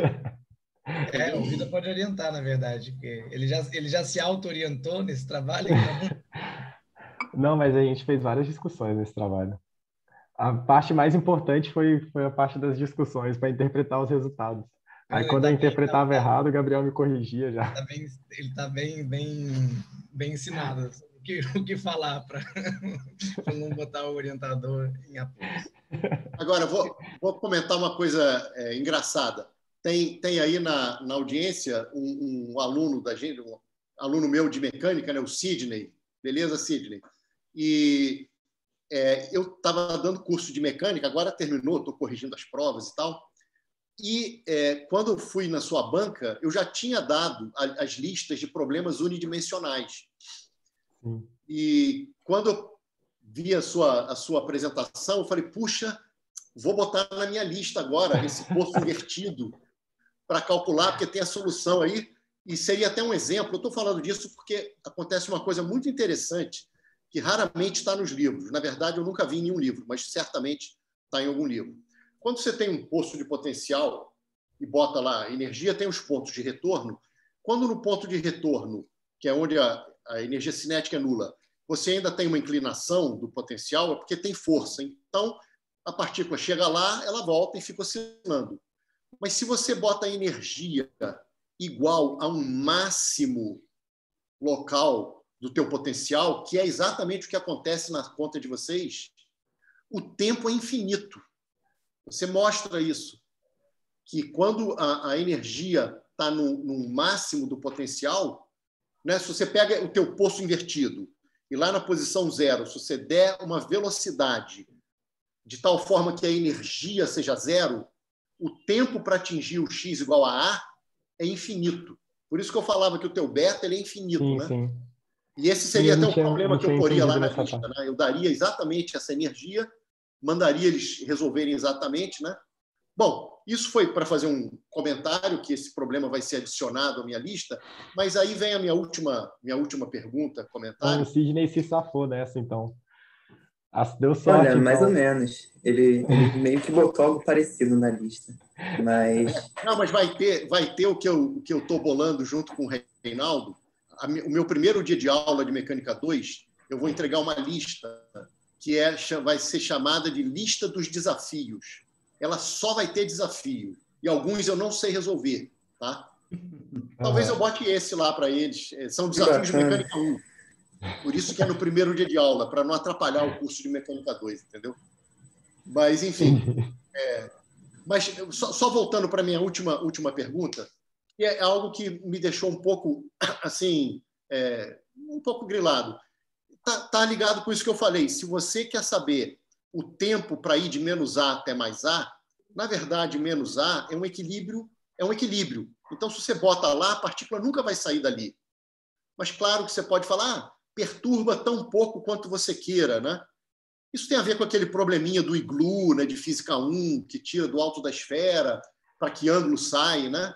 Na verdade, se você deixa lá em cima, não sai nunca. Mas aí você fala, não, faz a conta como se alguém tirasse um pouquinho, mas é tão pouquinho que você vai usar a energia mecânica como se fosse lá de cima. Beleza, você vai calcular, vai sair lá num ângulo bonitinho, só que o tempo é infinito. Por isso que eu estava insistindo que o tempo dá infinito, né, de sair de menos A até mais A. Isso, para mim, isso é clássico, né? Agora, na quântica, isso, para mim, deveria ser algo do tipo que não propaga. E, de fato, se você pegar o teu propagador, ele depende do beta e tem uma exponencial de menos beta, alguma coisa assim. Se você toma o beta para infinito, esse cara zera, né?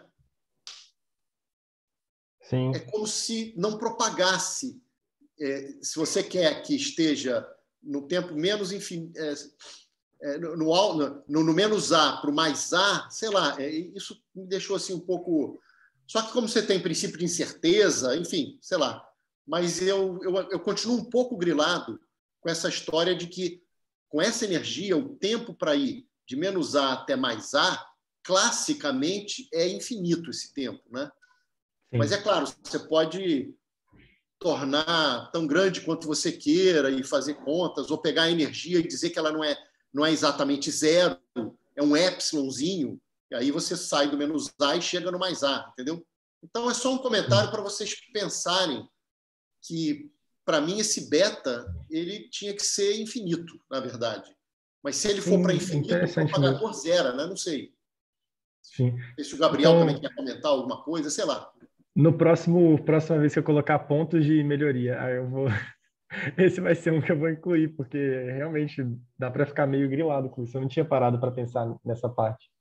Não, pode não ter sentido o que eu estou falando, tá, Vitor? Eu estou só trazendo de clássica uma coisa para o propagador aqui. E o beta, para mim, ele tinha que ir para infinito nessa brincadeira, porque você só atinge o A e o menos A, classicamente falando, com energia zero, em tempo mais ou menos infinito, né? Então, tem isso aí para pensar, entendeu? Sim, entendi. Mas é só um comentário aí. Fala, Felipe. Sim, pode falar, Felipe.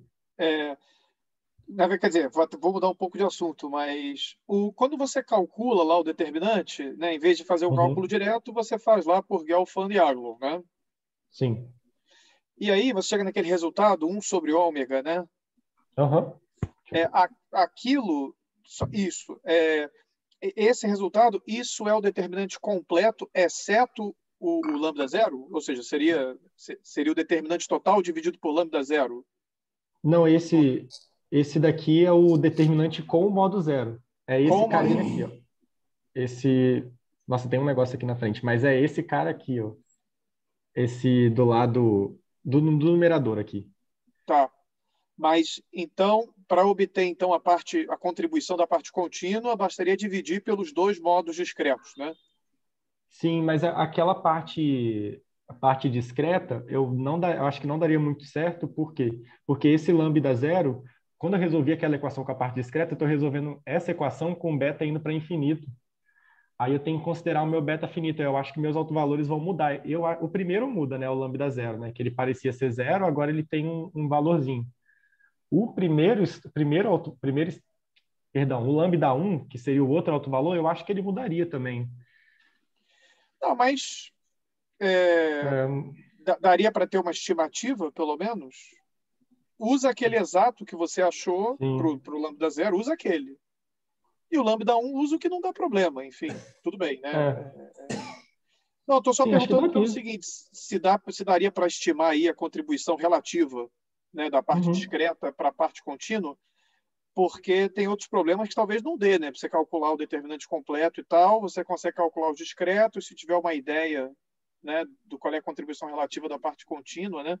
Lembrando que isso são coisas que às vezes surpreendem, né?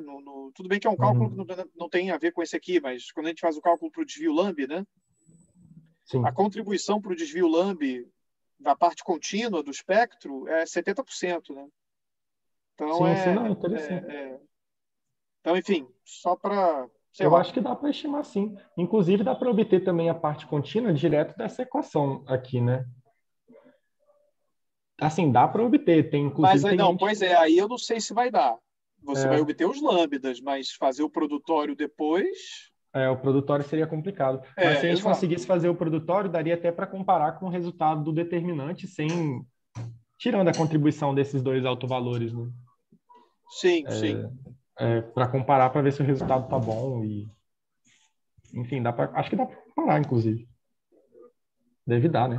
Tem que dar, pelo menos. Não sei se esse produtório vai ser... Assim, o cálculo dos autovalores acho que sai, mas depois de fazer o produtório... O produtório deve divergir, né? Porque os autovalores... Enfim, parte contínua do espectro. Se divergir, depois você vai ter que explicar por que converge com o Gelfand-Yaglon. Sim, vai dar um problema maior ainda. Que eu acho que é super interessante. Sim. Eu acho que é super interessante, mas... Não, é interessante mesmo essa parte. Mas, não tinha pensado em fazer essa comparação. É interessante mesmo. Sim. Beleza. Bom, eu ainda não elogiei, então deixa eu deixar aqui. Realmente estou impressionado. Foi muito boa a apresentação. Realmente parecia uma defesa de mestrado, em vez de uma apresentação de fim de curso. Tá de parabéns. Obrigado, Felipe. Maravilha. Bom, gente, espera aí, Marcos. Não vai embora, não. Eu estou querendo falar com o Victor. Se não tiver mais ninguém, a gente faz uma salva de palmas de novo para ele. O Marcos está pedindo... O Marcos sabe levantar a mão? Eu acho que ele está levantando a mão fisicamente. Dando tchau. Desculpa, Marcos, você quer fazer uma pergunta? Não, agora que você me caçou na CPI, eu vou ter que ficar quieto, né? Desculpa. Estão te expulsando já, Marcos. Desculpa, eu estava só aqui Como você é muito tecnológico, eu achei que você fosse levantar a mãozinha azul. Mas então, Marcos, por favor, nos brinde. Eu queria falar pouca coisa. Primeiro, Vitor, eu queria te agradecer pela apresentação, foi muito boa, muito Obrigado. Gostoso de ouvir uma apresentação boa assim. E te parabenizar pelo trabalho. Como disse o Farina e o Felipe já disseram, é um trabalho que está muito avançado para a graduação. Vai ser uma ótima preparação para a tua pós-graduação. Obrigado. Finalmente, um outro comentário que eu peço para os especialistas aí possam me corrigir se eu falar besteira, mas na última página, quando você apresenta a comparação dos resultados, sim, WKB e PI, existe, além do formalismo de integrais de caminho do Feynman para calcular amplitude de transições, existe também o formalismo mais à la Schwinger. Aliás, muita gente diz que a integral de caminho do Feynman é apenas uma solução particular da equação diferencial de Schwinger, né? E se aplicar nesse problema, eu não sei como fazer isso, nem sei de referência, mas talvez já seja possível. Você pode calcular o ΔE pelo método que seria de Schwinger, né? Em vez de integral de caminho, você vai ter derivadas funcionais, etc. e tal. tempo próprio, aquelas coisas próprias do Schwinger. E seria uma coisa que poderia enriquecer muito esse trabalho, em comparação de 3 métodos, né? Uhum. O Farina também, além de integrar de caminho, o Farina já tem muita experiência em formalismo de Schwinger. Ele poderia até completar, se eu não estou falando bobagem, completar a referência ou por onde começar para poder fazer a la Schwinger. Ô, Marcos, você está se referindo àquele princípio da ação de Schwinger? De lá nasce tudo, né? Todo mundo, todos os formalismos querem calcular a amplitude de transição, daí tira o resto, né? Mas acho que só tinham 3 pessoas que entendiam desse formalismo, né? Acho que era o Schwinger, você e quem mais? Não, eu não. Era o Vaidia, nosso... E o Vaidia. Era o Schwinger, o Vaidia e o Farina. Não, Farina não. Eu não sei nada. É aquele cara que deu aula para você, Marcos. Lá em Rochester. Qual é o nome dele? É o Cubo? Não. O Hagen, não. É o Hagen? Hagen. O Hagen... O Hagen saberia dizer isso. É um formalismo que você tira muita coisa da escola. Pode ser muito interessante, porque o Schwinger ele não é popular, mas o método dele às vezes surpreende, né? Dá resultados bons e de uma maneira até mais simples, às vezes. A ideia é ótima, Sim. Só tem porque daria para a gente comparar aí também, aí se desse mais parecido com, por exemplo, com esse da integração de caminho, poderia até olhar para falar, olha, se ele está parecido com esse, quer dizer que realmente esse deve estar mais correto mesmo, né? Igual o rapaz aqui afirmou, né? Agora, a diferença aí, eu não sei, eu apostaria que o Farina não está certo. A gente tem que elogiar o chefe, né? E o cargo está errado. Mas a comparação desses dois resultados, primeiro eu entendo que a comparação seria imediata se eles tivessem o mesmo aproximação, tem que ter algum parâmetro de expansão, né? Se tivesse o mesmo parâmetro de expansão, eu acho que não são os mesmos, um WKB e um PI. Sim. Não sei. Sim.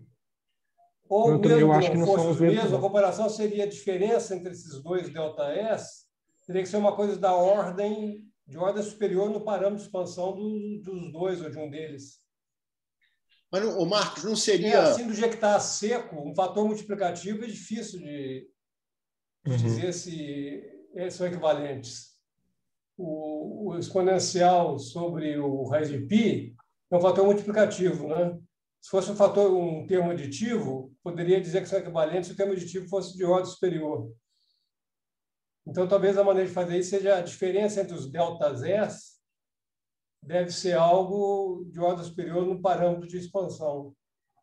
Não sei, abro aí a palavra para as correções que eu estou falando. Não seria, também posso estar falando bobagem, mas não seria o H cortado, vamos dizer assim?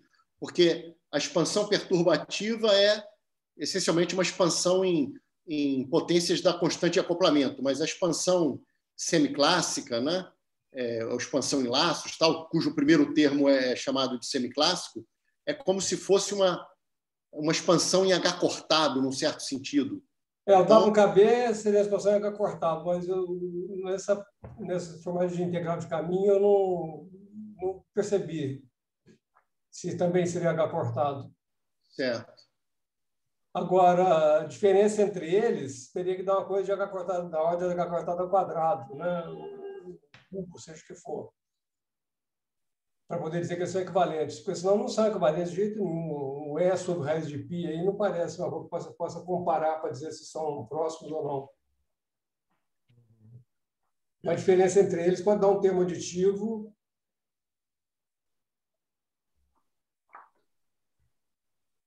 Que a princípio não parece que da ordem de H cortado ao quadrado. Vamos dizer assim, né? Na mesma... Não é da ordem de H cortado ao quadrado. Então é meio confuso para mim dizer que eles são equivalentes.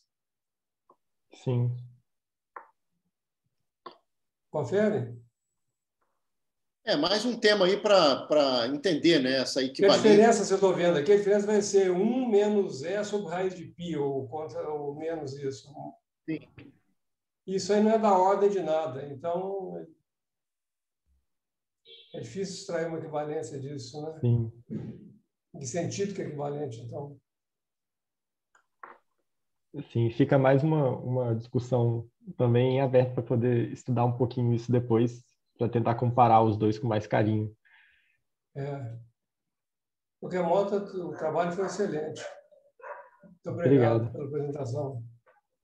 Bom, obrigado, Marcos. Obrigado, Vitor. Estou vendo aqui o Sidney. Sidney, vai lá. Por favor. Estão conseguindo me ouvir? Sim. Beleza. Eu tenho uma pergunta, não sei se essa pergunta vai fazer muito sentido, mas quando você calcula esses autovalores, desculpa,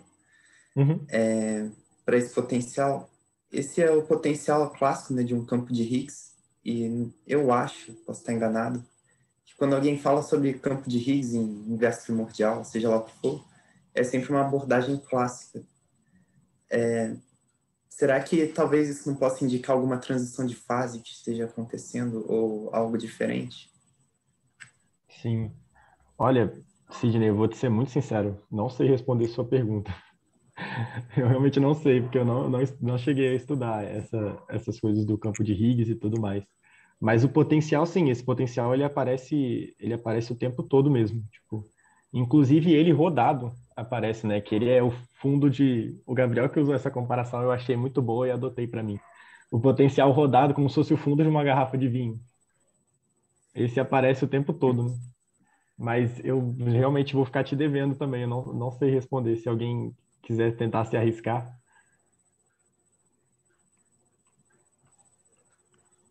Chapéu mexicano ganhou uma versão brasileira.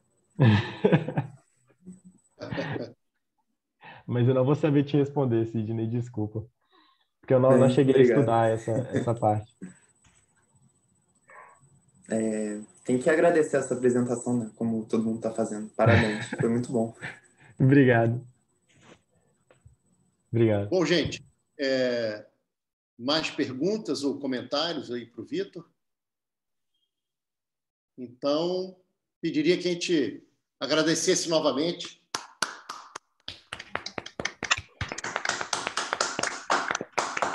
Valeu, gente. Obrigado.